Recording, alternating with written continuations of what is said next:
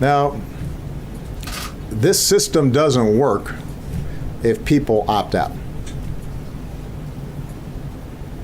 And the easiest cure, the simplest cure for what ails our democracy is everybody voting.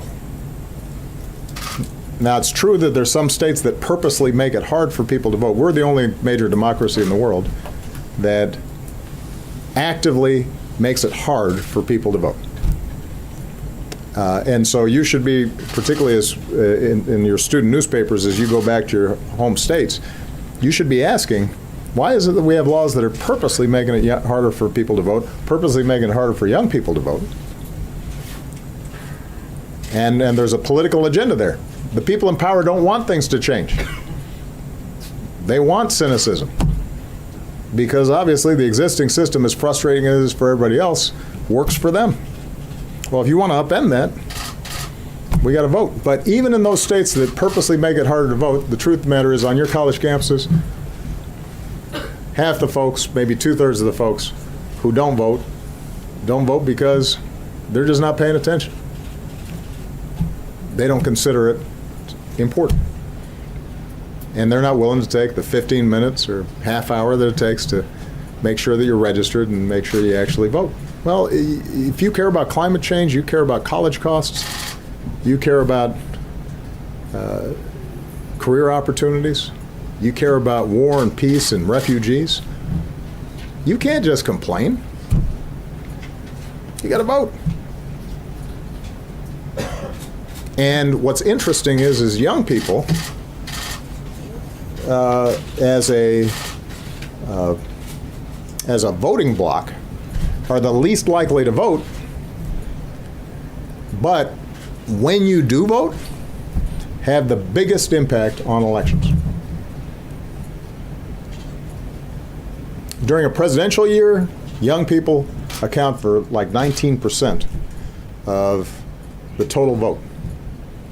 During an off-year election, when folks aren't paying as much attention, they account for 12%. And that means that the kinds of candidates that get elected and the priorities that they reflect are entirely different, just based on whether or not you guys are going to the polls. So don't let people tell you that what you do doesn't matter. It does. Don't give away your power. That should be the main message that you deliver all the time. And it doesn't matter whether you're a Republican, Democrat, Independent, whether you're conservative on some issues, liberal on others. If you participate and you take the time to be informed about the issues and you actually turn out and your peers turn out, you change the country. You do. It may not always happen as fast as you'd like, but you'll change it. So I'll keep on talking about this even after I leave the presidency. This is, you got me started. I went on a rant, didn't I? All right. So I'm counting on you guys. Don't let me down. All right? Don't let the country down.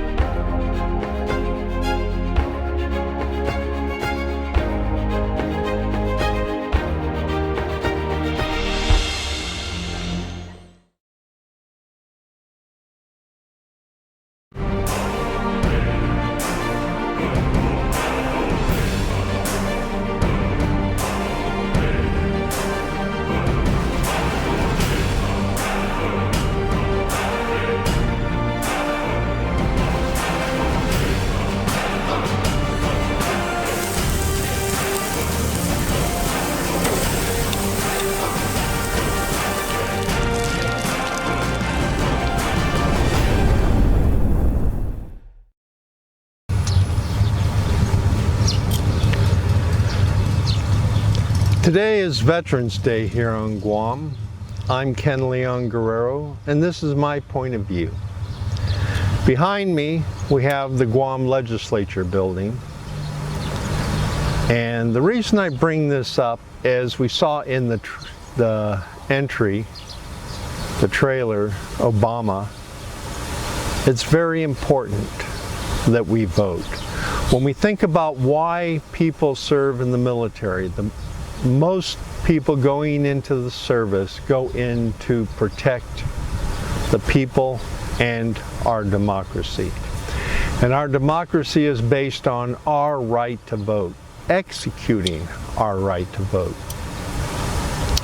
So it's fitting that on this day we remember those past and present who have heard the call of duty and stood up and served our country, our island, and our people in this nation's uniform.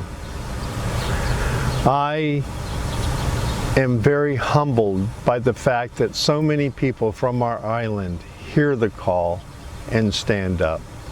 And what we must do is we must honor the sacrifices they made in time, being away from home, being away from their families, and those that paid the ultimate price, defending our freedoms.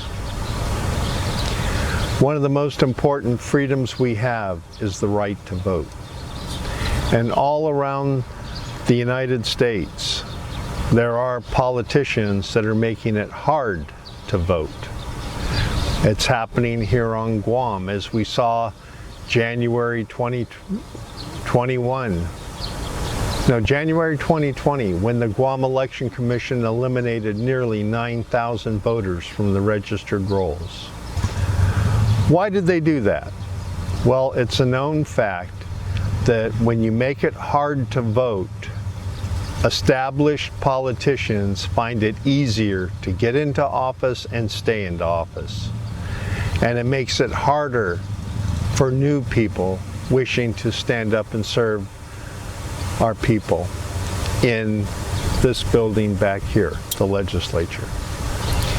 And it's very important that we get a new crop of politicians in office this coming election, because the existing crop of politicians are still, for the most part, there are some good ones, not many, mind you, but most of the politicians in the 36th Guam legislature were the same ones in the 35th Guam legislature, and the 35th and the 36th combined have probably done more to damage the quality of life for the working men and women of this island than any other legislature. And we can't afford to have them repeat their plundering practices in the 37th. Now, if you were to ask any of the senators to point to specific bills that they introduced and passed that made the lives of people of Guam better, as I was saying, our current group of politicians have done very little to improve the quality of life for the people here on Guam. I'm talking about the ordinary working people. I'm not talking about politically well-connected insiders who have done very well. As I've shown in a number of videos, this administration and the 35th and the 36th Guam legislature have basically sacrificed the future generations of our children to fatten the pockets of the existing group of politicians and politically well-connected insiders. I mean, if we just go back a few years and look at how the Calvo administration helped themselves to nearly $35 million of public funds by re-evaluating the property for Lejean landfill. Instead of going through the federal court-appointed administrator, they went through Guam Solid Waste Authority, where the governor had power. Look at how politically well-connected insiders almost got $20 million out of taxpayers when they took the Guam YTK situation and nearly got it run through the court system. Look at what happened at Manhita Farms when politically well-connected insiders got a bill introduced in the legislature to give a special power to politically well-connected insiders to extend a land trust lease, the Chamorro land trust lease, to 99 years. A lease that was doomed to expire in less than 30, and they introduced a bill to get it extended to 99 years. And not only that, but in the bill they included provisions to allow the leaseholder, who was a politically well-connected insider, to subdivide and sublease 50 acres of land just outside of Anderson Main Gate and Camp Blas Main Gate.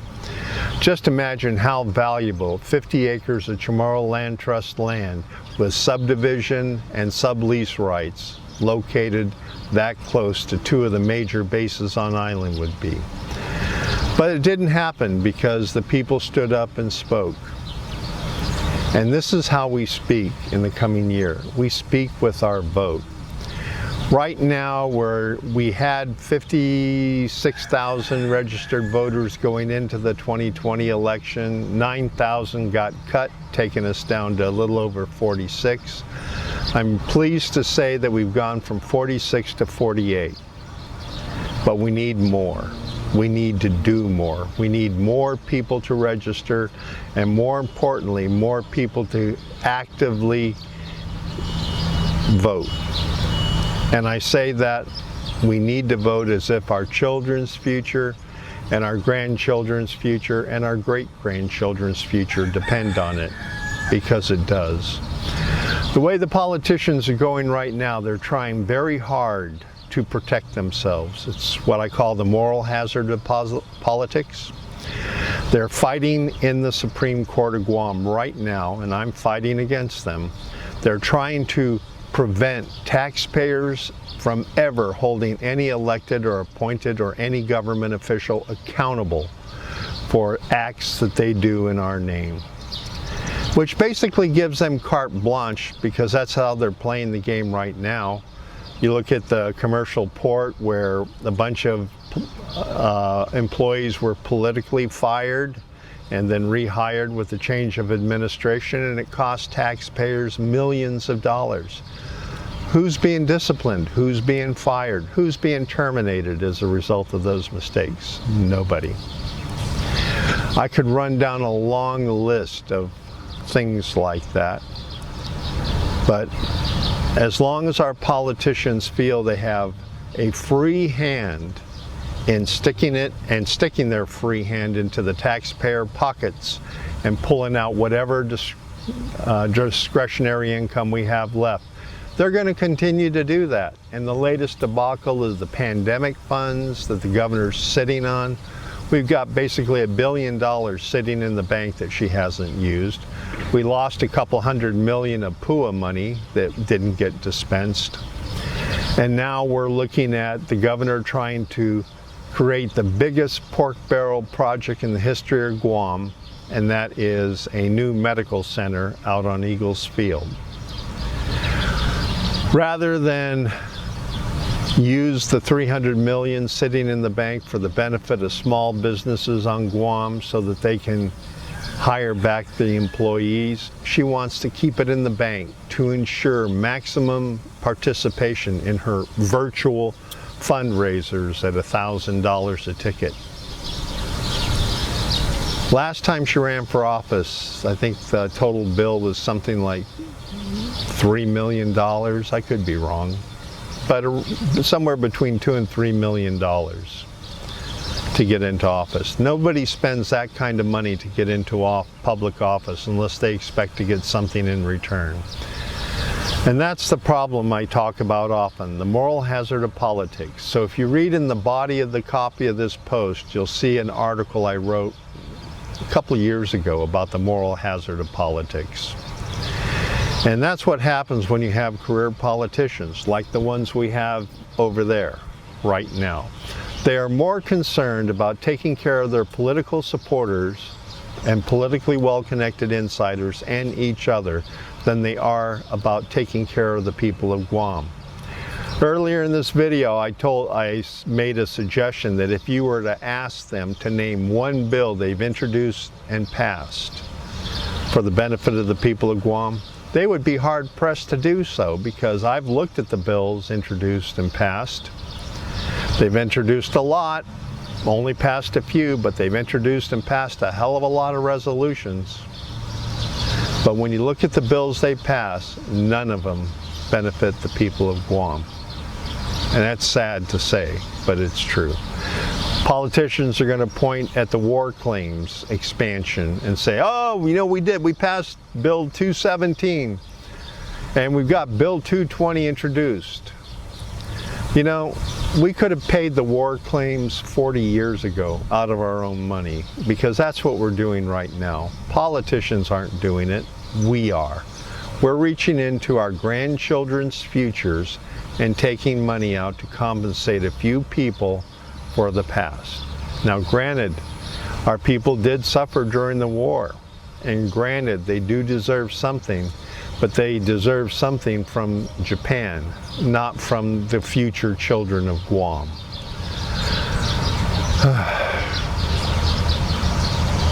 But it's all reindeer games is what it is. These politicians are going to take the money that should be used to pay for the education of your future children, future grandchildren, and they're going to spend it today to get reelected, because that's all they care about, getting reelected. And that's why none of the senators have made good on the campaign promises they made, and they made a hell of a lot of them. But we haven't rolled back the business privilege tax, we haven't rolled back the fuel tax, we haven't rolled back the 1% or more on buildings $1 million or more.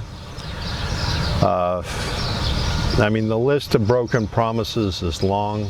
I can't think of a single promise that came with this campaign that's been kept. In fact, I'm going to be so bold as to say that the people of Guam would be much better served if in this next coming election we threw everybody out and elected 15 brand new names.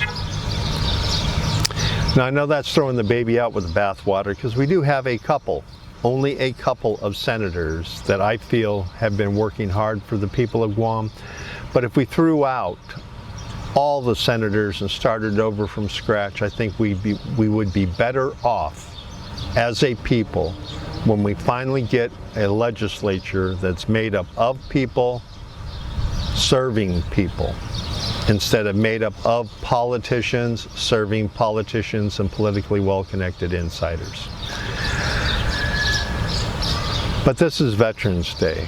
This is the day we show our respect to the men and women who wear our country's uniform, who have paid the ultimate price here and abroad, and are paying a price every day that they wear that uniform. Nobody joins the military service to get rich. They join the service because they feel a call to serve our people, our island, our country. I'm Ken Leon-Guerrero this Veterans Day, and this is my point of view. I will be talking to you next week a little bit more on the risk we face with the people we choose to enact power and spending in our name, so that next election we don't repeat the same mistakes.